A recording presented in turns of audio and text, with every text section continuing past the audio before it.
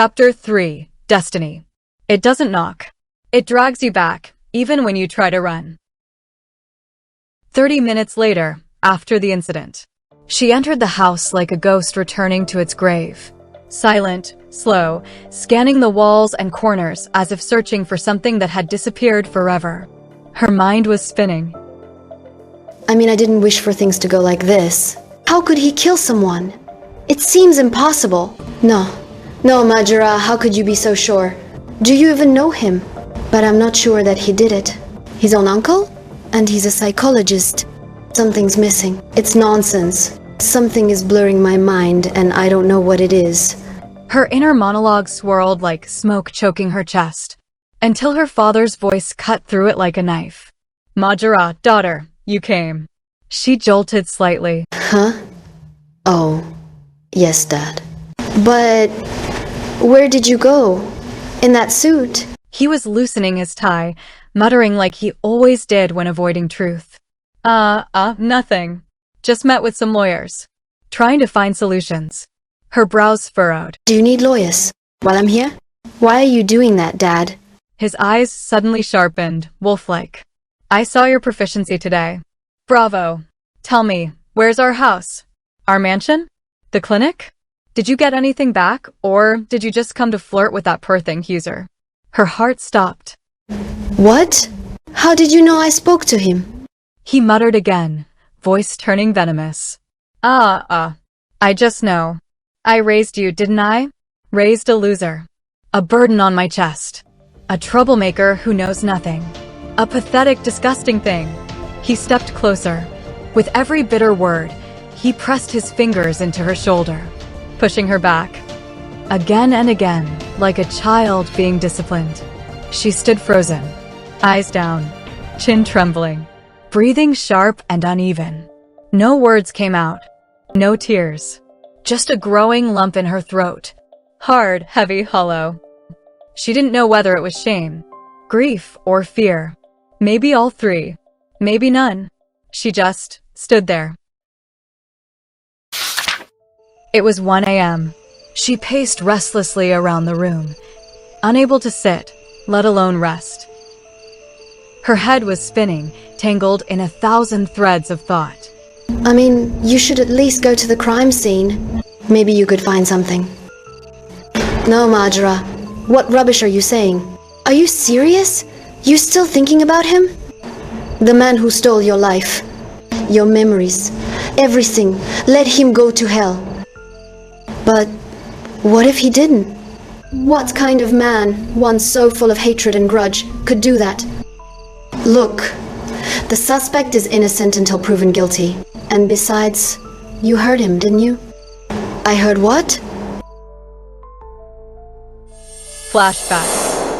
Few hours ago, she had slipped out onto the balcony, barely breathing. The balcony connected to another room. But just before sneaking inside, she had heard voices and froze. Huzur's voice cut through the night. Are you in your senses, Uncle? That's a serious crime. Involving her in that creepy case? No. I will never let you do that. Hassan's voice rose, shocked. Are you serious? You helped me with everything, and now you're backing out? I can't believe this. Huzur snapped. What we did to get this mansion and the clinic was legally handled. But this is beyond the line. Money laundering? That's criminal, Uncle. You sound like a cowardly brat right now. Hassan barked. Macera and her father deserve more than that. If you won't do it, I will. All I need is to fake her signature. My guys will take care of the rest. You don't need to worry. Shocked, breathless, Macera covered her mouth with trembling hands to muffle the gasp. Then a change. Huzur's eyes turned red. His breath grew sharp. He stepped forward and seized Hassan by the collar. Listen to me carefully. You greedy thing. The only reason I still talk to you with respect is for my grandmother's sake. Otherwise, I'd have had you thrown out of this mansion in seconds. If I hear that you harmed that girl, even touched a single strand of her hair, I will not be this decent next time. And you know very well what I'm like when I lose my temper. He let go of Hassan's collar. Hassan was trembling, drenched in sweat. Huzur glared at him in disgust, then turned toward the door. Just as he was about to open it, he saw her. Sahar. Eavesdropping. She froze. He glared. She bolted. Macera used that moment to slip silently into the other room.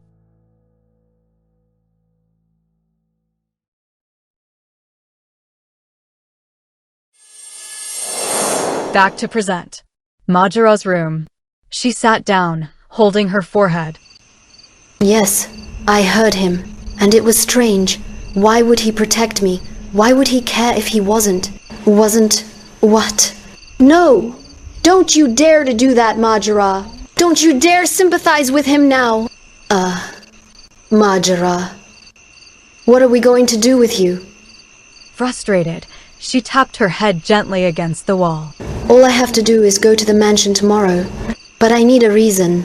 Something natural, not awkward. Then, her eyes flicked to the window. They lit up. Ha! Finally found it.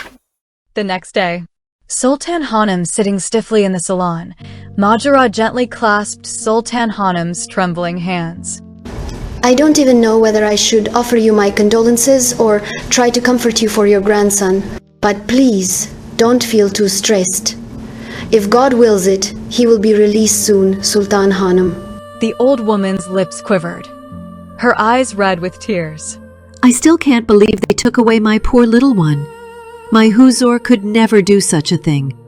My grandson is innocent. Look, my daughter, someone must have planned this. This isn't the truth.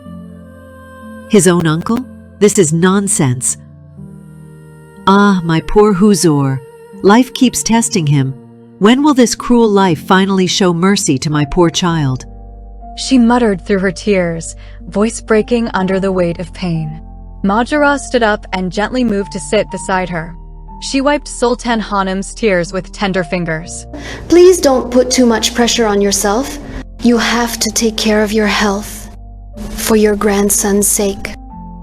You know, losing someone you considered a safe haven, someone you trusted with your soul, is the worst pain a person can endure. Because it feels like dying every day while still being alive. Sultan Hanım's gaze locked on her, surprised by the depth in Macera's voice.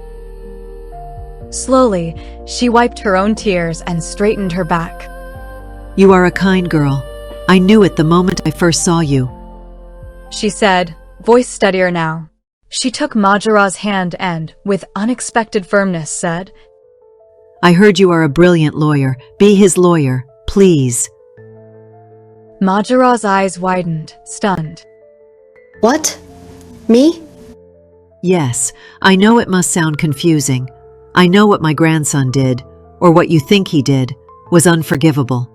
I know you're hurt. This house, everything was yours once.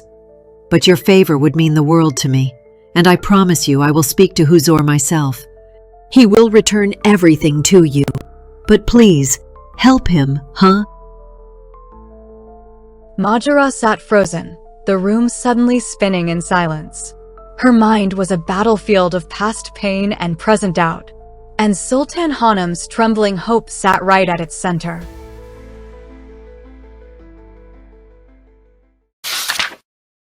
New day, new horizons.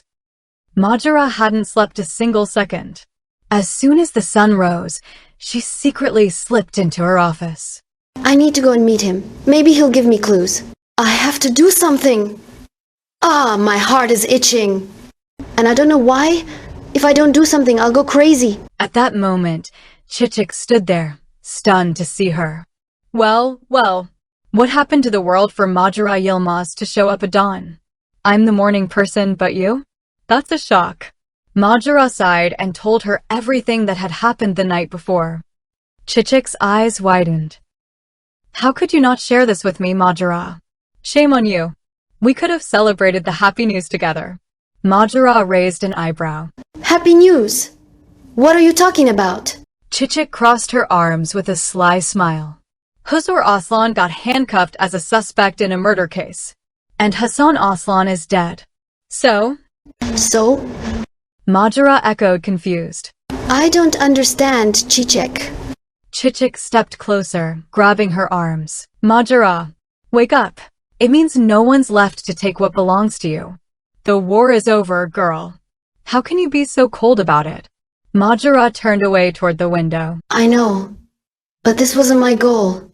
Do you even realize what you're saying? Chichik said, clearly frustrated. Whatever the method, your wish came true. Uncle Raza would be proud of you. Macera bit her lip.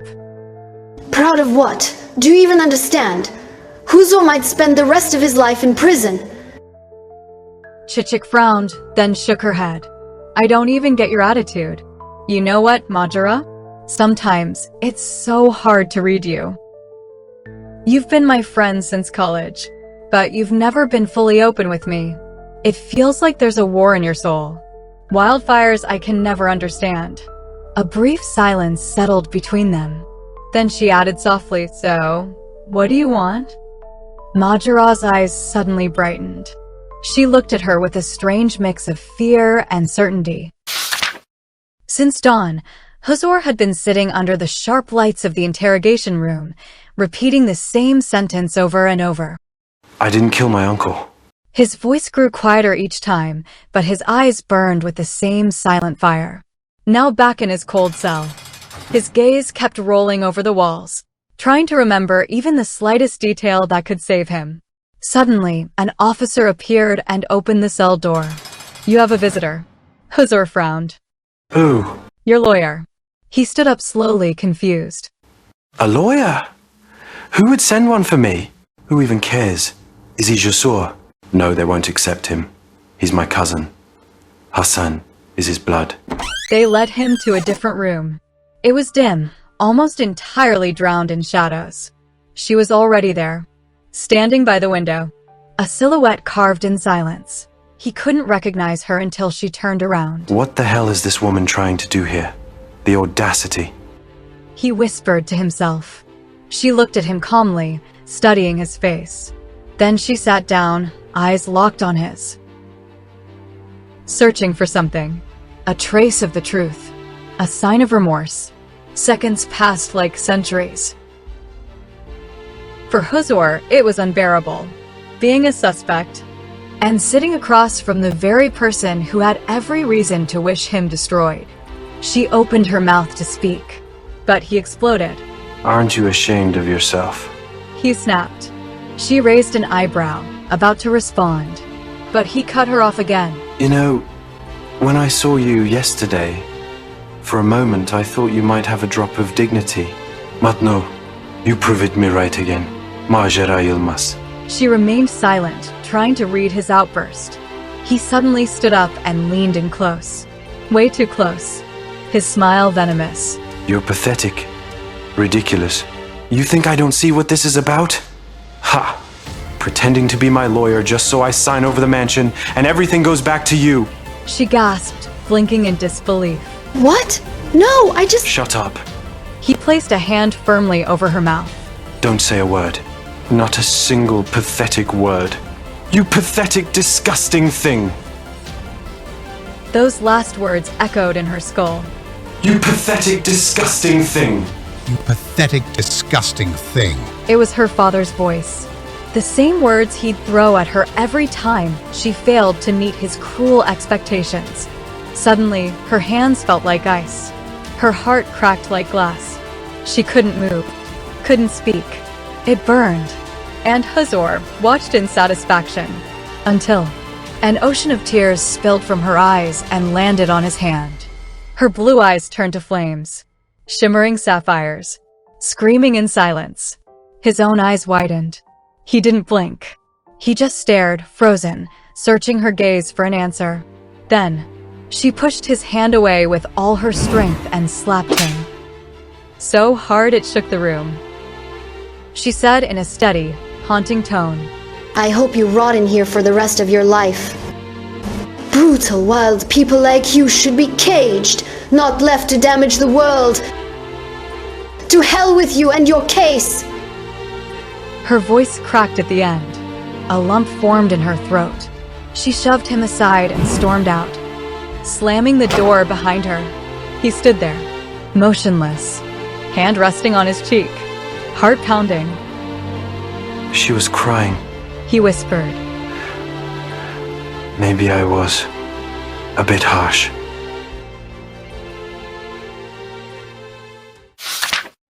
A week later, the courtroom was suffocating, heavy with silence. Huzur stood in the defendant's stand, fingers twitching slightly, eyes darting across the room. Where's that lawyer? Huzur had trusted he will find him a lawyer. He scanned the room again, hoping to find his grandmother. But no familiar eyes, no comforting presence. And then there was Raza, sitting in the front row like a victorious general, smirking, savoring every second of Huzur's downfall. Huzur's joy tightened. His eyes burned with hatred. If only I could reach you. He clenched his fists. He had built his life with dignity, with discipline. And now here he was, reduced to this. Helpless. Humiliated. All rise. The judge entered. The room stiffened. Where's your lawyer? The judge asked. On his way, Your Honor. Huzur replied, forcing the words through his clenched teeth. The judge sighed. Do lawyers no longer understand respect for the court? Very well, we begin with the prosecutor. Huzur exhaled sharply, muttering under his breath. Where the hell are you, Jasur? If you don't show up today with that lawyer, I swear I'll never forgive you. Then click, click, click. A familiar sound echoed. Heels. Sharp. Powerful. Unapologetic. A coming storm. The courtroom turned. She entered. Poised. Luminous. Dangerous. Your Honor, may I come in? I apologize. Rush hour. She said, a teasing smirk playing at her lips. The judge nodded silently, surprised but compliant. It was her, Macera Yilmaz. She walked toward Huzur.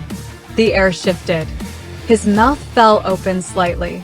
He stared, stunned, confused, shaken. His mind screamed. She said I should be caged. She said she hated me. Then why? Why is she here? Millions of thoughts, millions of faces in this universe, but always her. Always her. She leaned toward him slightly, smiled without mercy, eyes glowing like ice under fire. You'll never figure me out, Huzur Aslan. She whispered. But I promise you this. As long as I'm breathing, you'll keep seeing this face. I'll be in every courtroom, every shadow, every turn you take. You know why? Because the war hasn't even started yet. Silence blanketed them. Their hearts screamed louder than any voice. In a room full of people, it was only them. Them and the twisted thread of fate that refused to break. Destiny. It doesn't knock. It drags you back. Even when you try to run.